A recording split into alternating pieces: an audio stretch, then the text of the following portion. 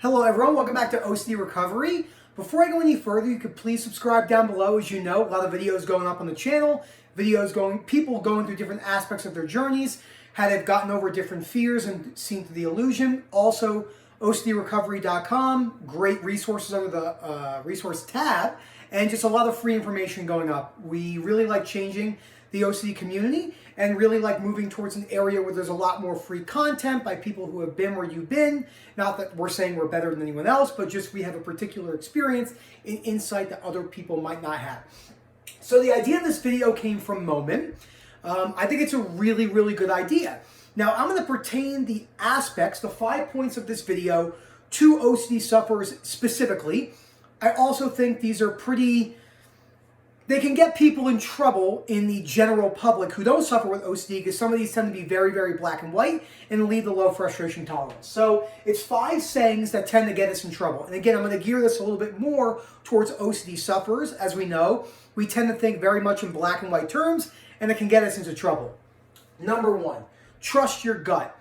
A lot of the things on this board come from, Rob said it perfectly. If you go on YouTube or go on social media and you see something that says, trust your gut, be positive, you'll get 500,000 likes. But if you write a rational maybe post, it doesn't get nearly as much, because we really like surface level comfort things as humans. It doesn't take nearly as much work. I'm not saying, being positive doesn't have an importance in the mindset of the recovery journey. I'm not saying that if you want to believe in trusting your gut, but I do think it's very surface level and tends to not be universal law.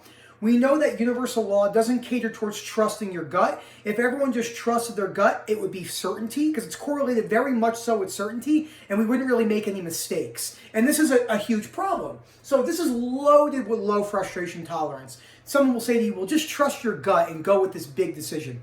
That's a low frustration tolerance. If you're making a gigantic, say, financial decision in your life, you don't just want to trust your gut. You want to look at the statistics. You want to look at maybe, let's say you're buying a house. You want to look at the house median, maybe background on the realtor, the company, the lender, what the market's like. There's a million different things you might want to look into instead of just trusting your gut. And then when something goes wrong, you can tend to blame your gut when your gut has nothing to do with your decision process.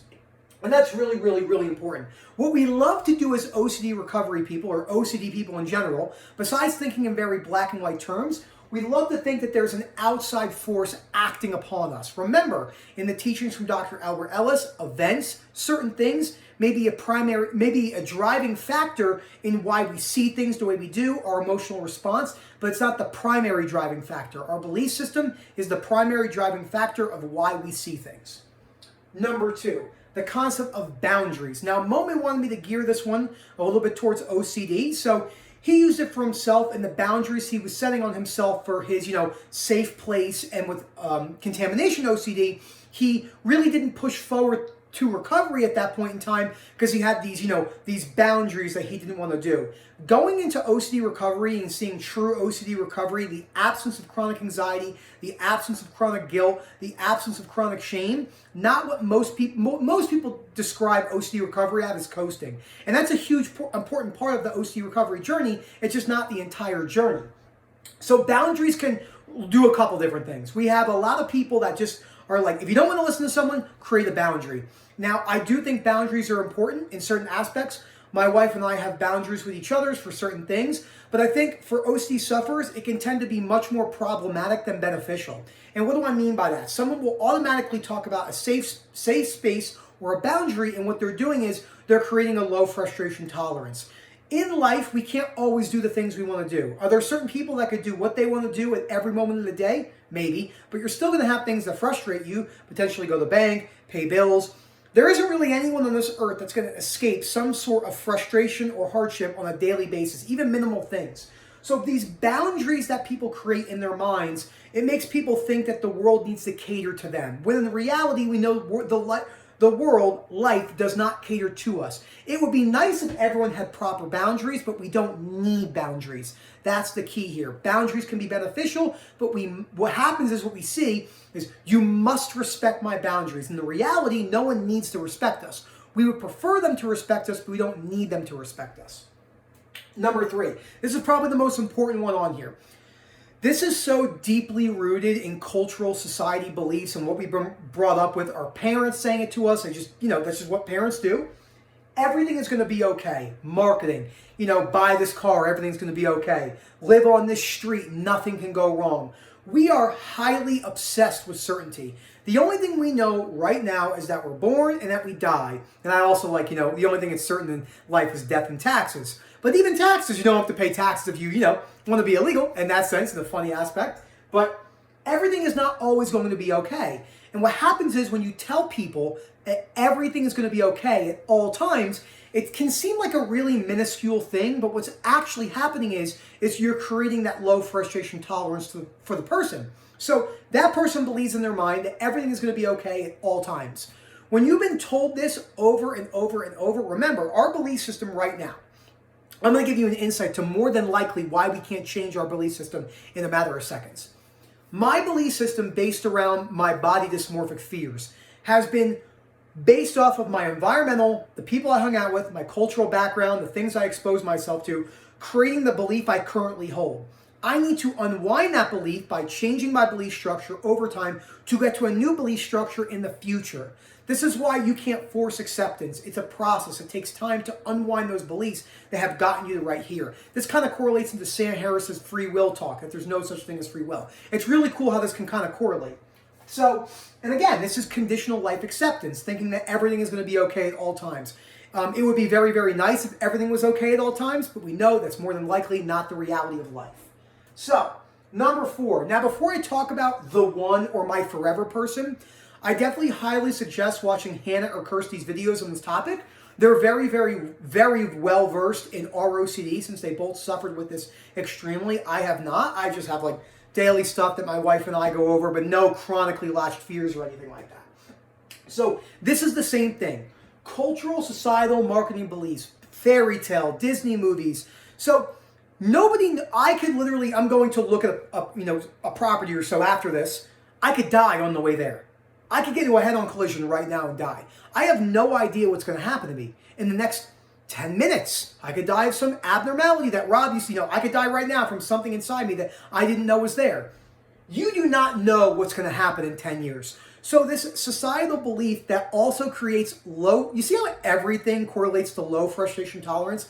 This is what Dr. Albert Ellis realized 70 years of psychotherapy, practicing REBT, moving into CBT up until he passed away in 2007. And I watched some of his speeches from 2001, still perpetuating the same exact ideas, which hold major validity. And that is that we believe that everything is going to be okay at all times. Humans are highly suggestible and they're highly gullible. We see that all the time, just in the irrational things that humans believe in on a daily basis. Now, you are allowed as a human to believe what you want, but statistically speaking, and what we know from this, the more irrational beliefs that you have, clear as day, the more rational beliefs you have, the more chance or probability you have of emotional distress in your life. So, I love you forever, or I'm going to be with you forever. And you can kind of tie this into weddings and stuff like that and where some of these beliefs may come from. There's nothing inherently wrong with weddings or religion or societal beliefs, but they tend to set people up with OCD in a really bad spot, especially if you have ROCD. So there more than likely is no such thing as a perfect person for someone. You could always put rational thinking to that and disprove that because it can't be proven or cannot be disproven. So it's not considered in the realm of rational thinking in REBT terms. This doesn't mean it can't have validity. This doesn't mean you can't have a healthy relationship for a long time. But as I talked about in my 10 quotes of Albert Ellis, he said in one of the quotes, there's more than likely no such thing as solid love, but persistence.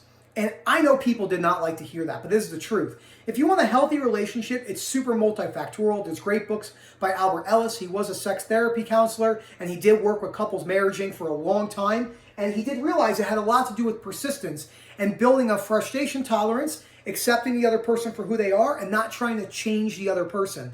If you're going to be with someone in this sense, if you have the idea that you're going to have some forever person and nothing is going to go wrong, you're more than likely setting yourself up to believe that nothing should go wrong ever.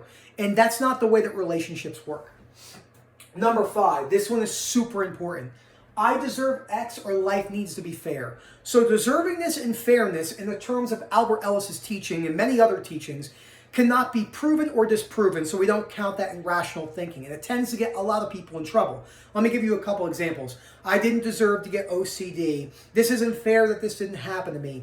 If deservingness and fairness were real and had a universal truth to them, why would children die of malignant cancers? Why would Auschwitz have happened? Why would Genghis Khan kill millions of people? Why would Caesar have killed millions of people? Why did the gladiators kill millions of people?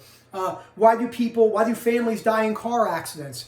Life is just life. And moving towards life in an unconditional way realizes that we are humans on a rock right now with not that much time in our life. Scary to think about for some people, but once you start to break it down through the teachings of Albert Ellis or Stoicism or Epicureanism, and you start to realize that death is not actually something to be truly scared of, because none of us can escape it anyway. So a lot of people will talk about deservingness and fairness their whole entire life until they pass away, as Albert Ellis says, for more than likely the one life you're ever going to have. Can't say with probability, but more likely, the one life you're ever going to have. Now, again, everything I've talked about here, boundaries, trusting your gut, everything being okay, the forever person, and I deserve X, we can prefer for those things. But the problem is we create demands and musts attached to these beliefs. So when you read the books, you can see that there is a rational belief and an irrational belief. And some people can combine the two. So they'll say something like, it's a good one, I would highly prefer to have my forever person, comma, but I must have them. Instead of, I would preferably have my forever person, but if I don't get that person, that's okay as well. Two completely different mindsets, not going to happen overnight. Takes a little bit of time to do that. I know, Rob. Hold on, watch this. So that's that video for you right there. We're going to go and take this over. We're going to go see the dogs because I get a lot of requests to see the dogs. My beard is looking. Erica does not like my beard. She does not. She's right there. She's not like my beard. We got Milo. It's midday for them, so they've had a long day of doing nothing. You got something on your head there, buddy. They dig holes in our backyard. And then we have the other, oh my gosh. There's Erica. You can say hi. Hi. And then we got this one. Say hi to the camera. Give me. Let me. Oh, you're gonna move your head the other way. You get some kisses. So yeah, what are you doing? Work? Yeah. So, but yeah, as you can see, as I was telling Rob, they dug a hole to Narnia, as Erica said. So look at her. She is so. Let's get one more zoom in before you end the video. Look at that cutie. What is it? Are you? Oh, it's He gets really jealous, and then he plumps down the stairs right there. But she loves it. So thank you so much for watching. Please subscribe to the channel. As I said, there's great content going up all the time, and have a great day.